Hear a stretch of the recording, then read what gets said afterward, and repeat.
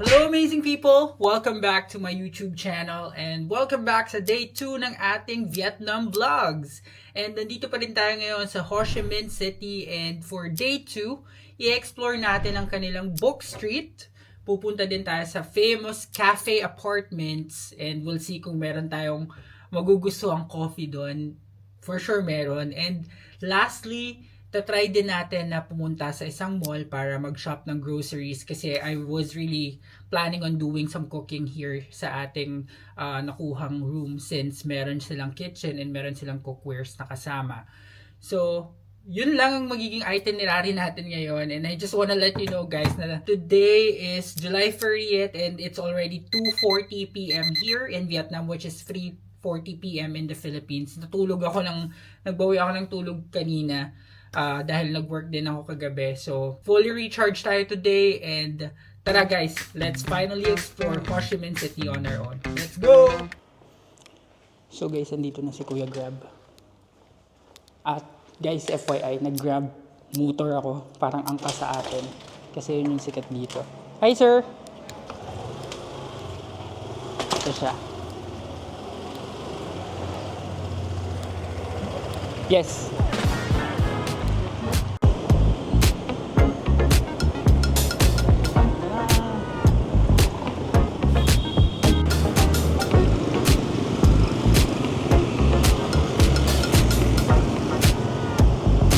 Dito guys, mabilis sila magpatakbo ng motor.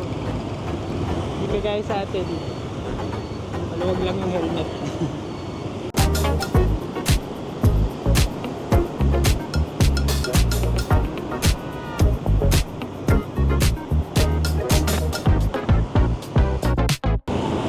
Malapit na kami guys sa Book Street. So yun yung una kong tingin dito sa Grab motor. Sobrang init dito kaya nag-blazer ako guys kasi sobrang init talaga dito. Grabe. So guys, after 5 minutes of Grab motor ride, nandito na tayo sa Ho Chi Minh City Book Street. So welcome. So this is how it looks like. Ayan. So FYI lang guys, 46 pesos lang, 20,000 Vietnamese dong yung pamasahe from Grab to here. So murang-mura mag-Grab dito kaya maraming nag-Grab. So libot ko na kayo based on what I've read guys sa TikTok, sa mga posts, sa mga vlogs. Most of the books here are actually in Vietnamese language. So di naman tayo bibili ng book pero ikot-ikot lang tayo tapos picture syempre. So ayan, maraming iba't ibang klaseng books. May mga paintings din, modern Vietnamese paintings. Tapos may mga children's books. And then they do have a cafe right here.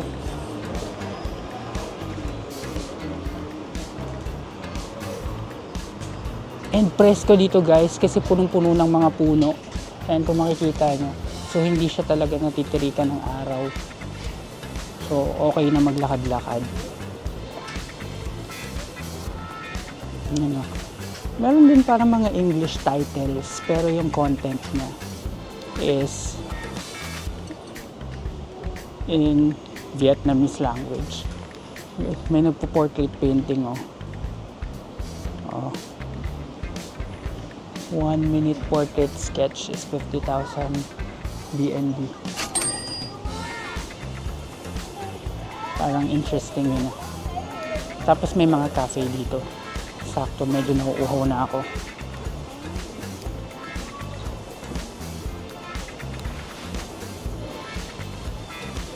Ayun lang yun. Hindi siya ganun kahabang street. Ito. Ayan, tapos sa dulo yung Pink Church. If I'm not mistaken.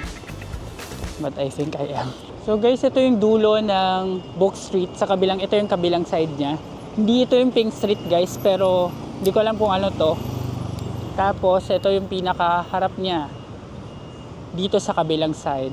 Duong Sac Tipi Ho Chi Minh or Ho Chi Minh City Book Street. So dito sa mga gilid-gilid may mga nagtitinda din ng mga souvenir, mga banh mi pins, and may mga tote bags. Ayan, banh mi tote bags. Ito mga pins, Vietnam pins, and souvenirs. So, balik muna tayo dito. And hanap tayo ng picture taking spot. So guys, tapos na ako mag-picture dito sa Ho Chi Minh City Book Street.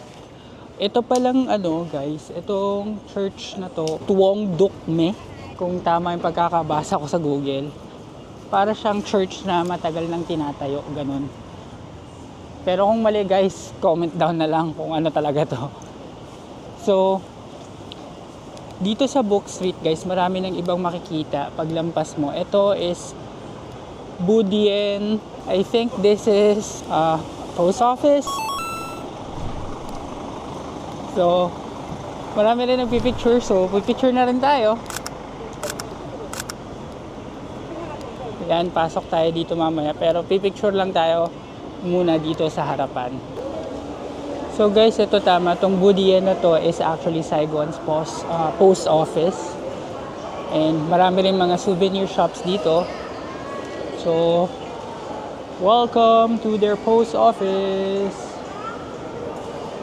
Yan. So, punta tayo dito sa side. Ito yung guys, yung part na pwede kang magpadala ng postcard or letter sa Philippines. So, magpapadala tayo. Tatry natin mamaya. Pero for now, let's just check what they have here. So, may mga souvenir dito. Guys, suklay 100,000 Vietnamese dong. Ang dami nila mga... Ito may belo. 60,000 Vietnamese dong. Tapos ito mga souvenir. Marami ditong souvenir guys dito sa pinasukan ko. Tapos may mga wallets. Tapos merong ganito, shot glass, 160,000 Vietnamese dong. And then dun sa dulo may mga t-shirts din. Ayan. Wala pa sa schedule natin tong post office guys, pero since magkakatabi lang pala, explore na natin. Ito pin Vietnam flag pin, 90,000 Vietnamese dong, dalawa na. Ito is ref magnet, 30,000 Vietnamese dong. And then Vietnam cap. Tiger bug.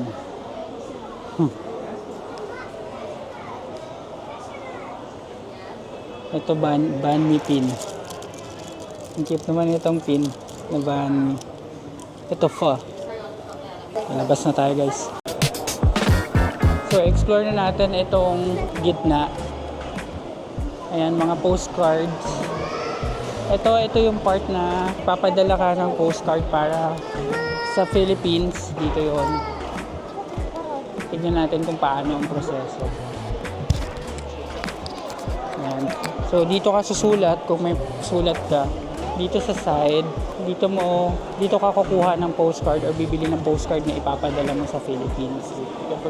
Ayan. So guys, bumili ako ng postcard. Yung medyo may style ito. Pusa. So, dito sa Ngoc Tuyet postcard. So, sa kanila kayo bibili. Nandito sila sa left side. Tapos, pupunta kayo sa counters 2 or 3 para magpa-stamp pagkatapos yung sulatan tong postcard. So, yun yung next step na gagawin natin ngayon guys. Susulatan natin tong postcard para para lang may magawa tayo. So, upo tayo dito sa sulatan. So, ito na yung next guys. Susulatan na natin tong postcard. Nabili ko pala to for 80,000 Vietnamese dong. Yan. So, ito yung loob niya. May papel, tapos cardboard. Pero maganda to kasi embossed tong print ng cat. Tapos merong envelope na pink. So, susulatan ko muna. So, tapos na ako magsulat guys. So, ang next step is pupunta tayo dito sa number 2 or number 3 para magpa-stamp. Then, mapapadala na natin. Puro kalokohan lang naman yung sinulat ko. Hindi ko naman sineryoso to.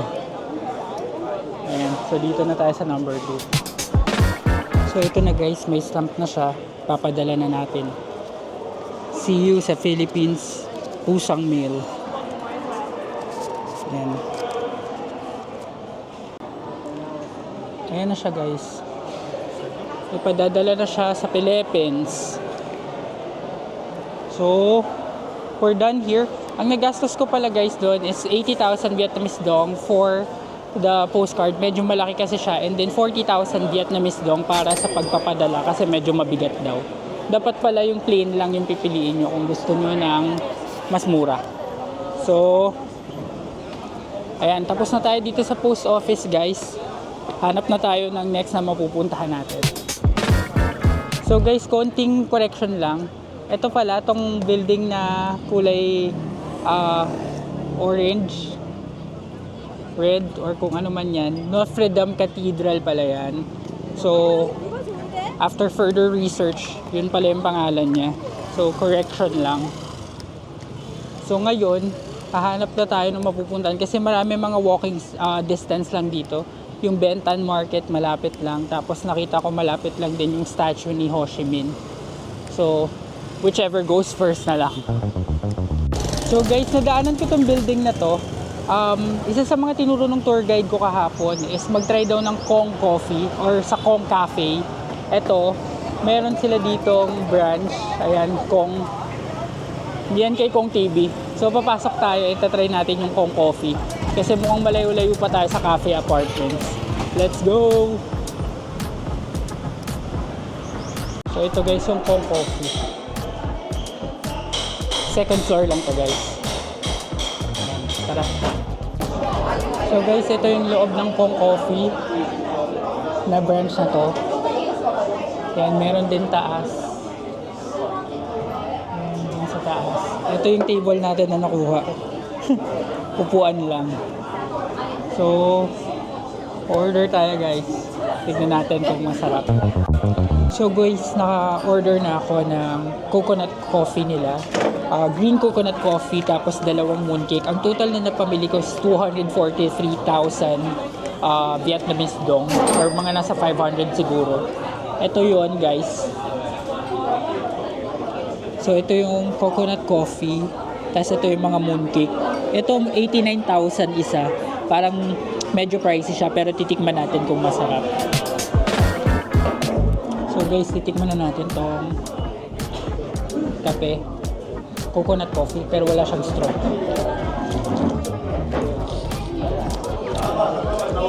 Sarap guys, masarap. In fairness, masarap to. Tapos try natin itong mooncake. Yung mooncake nila.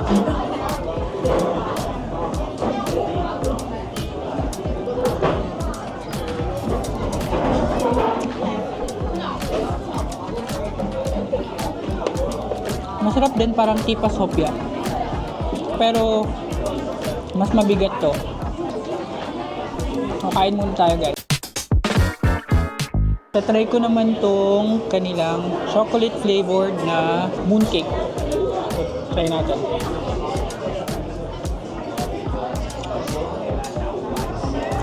Mas masarap to kaysa dun sa green na mooncake. Okay to.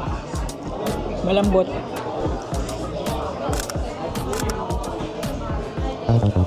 Guys, pina-take out ko na yung mooncake kasi hindi ko na maubos. Dito nakalagay. Ito, take out nila. Ang galing. Wala lang, share ko lang.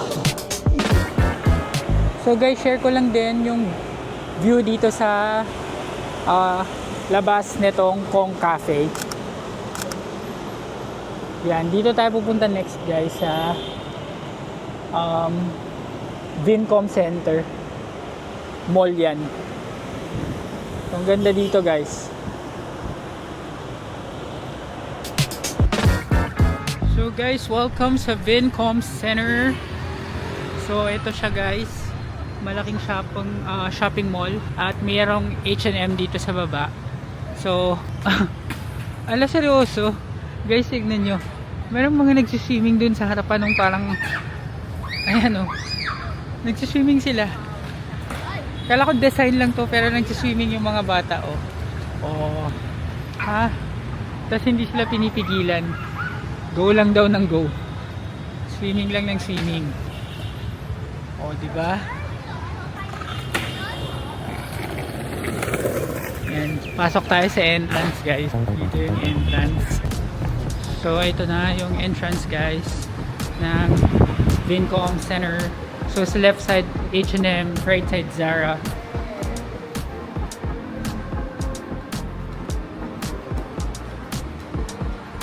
Tapos, pagpasok mo, typical mall siya, guys. And may pool bear sa taas. Tapos, merong magandang cafe sa baba. Tapos, sa taas, mga iba't ibang brands. So, let's go and explore this mall, guys. So guys, nandito tayo ngayon sa tuktok ng Vincom Center. And malaki siya pero puro mga outlets lang. And dito sa tuktok, of course, makikita nyo yung cinemas. Tapos may mga buffet. And may Shing Futang doon. Ito buffet din.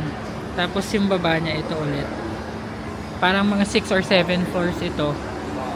Decent mall siya. Para siyang Shangri-La. Para siyang Shangri-La. Pero wala akong planong bilihin dito ngayon. Naghahanap ako ng grocery para makabili ako ng grocery, ng food, para doon na lang tayo sa hotel magluluto. So mukhang wala dito, pero check ko pa rin sa baba. Guys, may nadaanan akong Adidas. Ayan. Tignan natin kung may Samba. Ayan yung may mga Samba. Ayan, ganda ng Samba nila.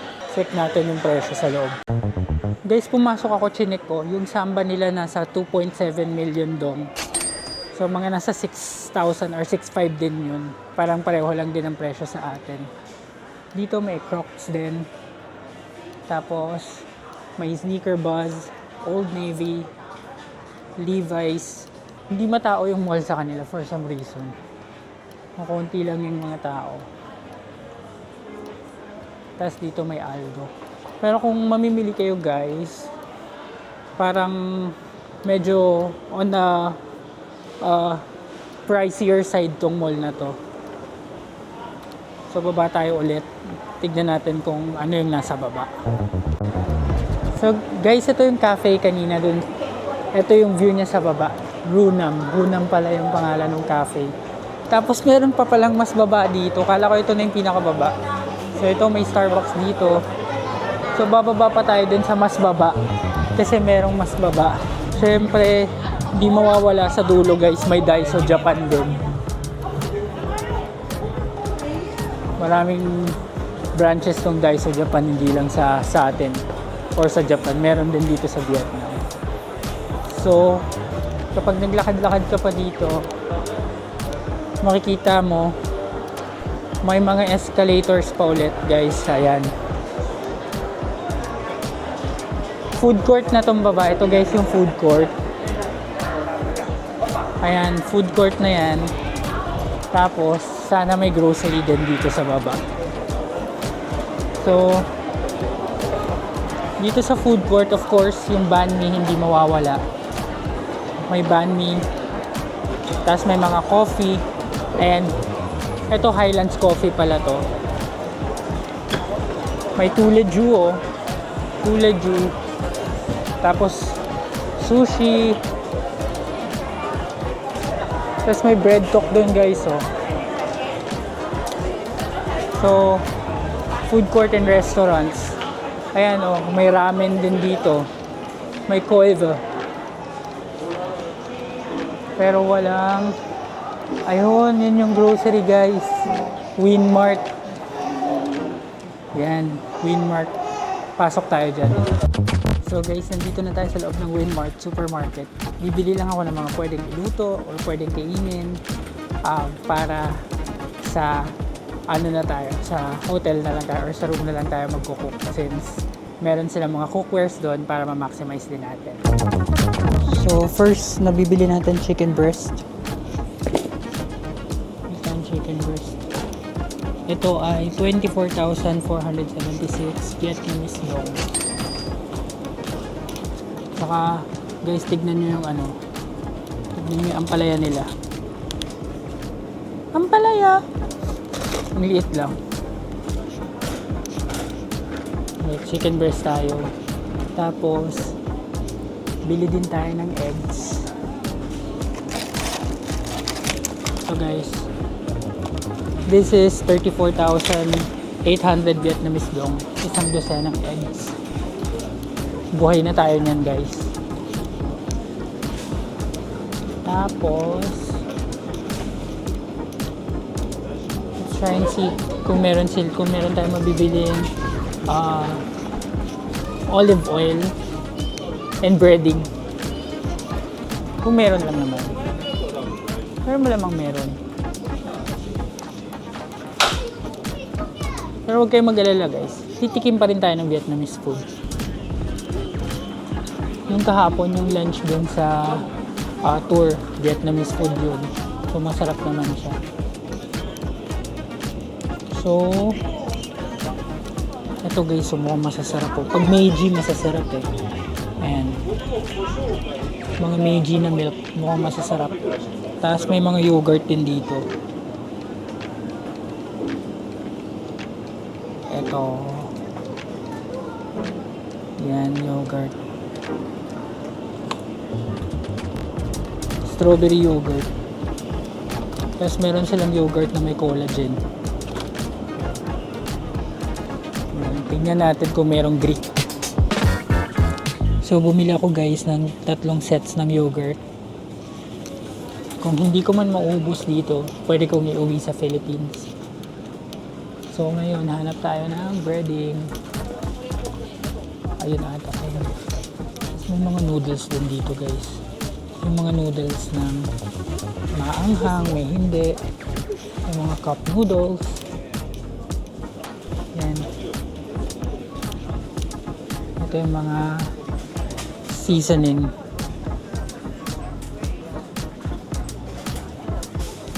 Bili tayo nito guys. Slide potato chips.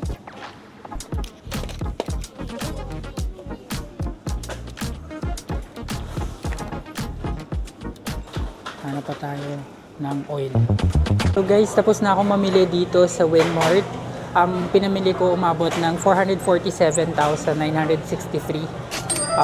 Kalahating milyon halos. Pero may mga eggs and may mga pagkain na good for my whole stay here. And bumili din ako ng dragon fruit. Tapos mga kung ano-ano pa, toiletries. So ngayon, pabalik na tayo sa ating hotel. At titignan natin kung ano pong pwede natin gawin. Pero ngayon, hindi na yata ako pwedeng mag-grab kasi may dala ako. So, let's see. So guys, waiting na lang tayo sa grab. Motorcycle pa rin yun. So, titignan natin kung tatanggapin tayo. Pero nilagay ko na sa bag ko yung iba kong dala para magaan na lang yung dala-dala ko. And yung tapat pala nito guys, nitong Vincom Center is Parkson, Saigon Tourist Plaza. Ayan. Uy, kumidlat. So, mall din siya. Pag may chance, yan naman yung i-explore natin sa ibang araw naman.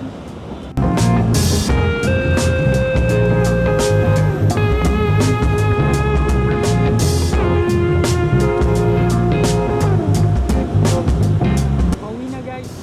So, finally guys, nakabalik na ako dito sa ating hotel. And medyo bumpy yung ride talaga pag nasa motorcycle ka kasi sisiksik at sisiksik talaga sila. And kakaiba yung pagdadrive nila dito. So, if hindi ka sanay sa motorcycle ride, I suggest mag-grab car ka na lang. So, i-end ko na ang vlog na ito guys. Maraming salamat sa mga nanonood at sumusuporta ng AJTV Amazing Travels. And if you like this video, please hit like, comment, and share this video. And do not forget to subscribe to my channel. And samahan nyo ulit ako sa isa na namang adventure dito sa Saigon bukas para sa Day 3 ng ating Vietnam vlogs. Yun lang, salamat! Bye!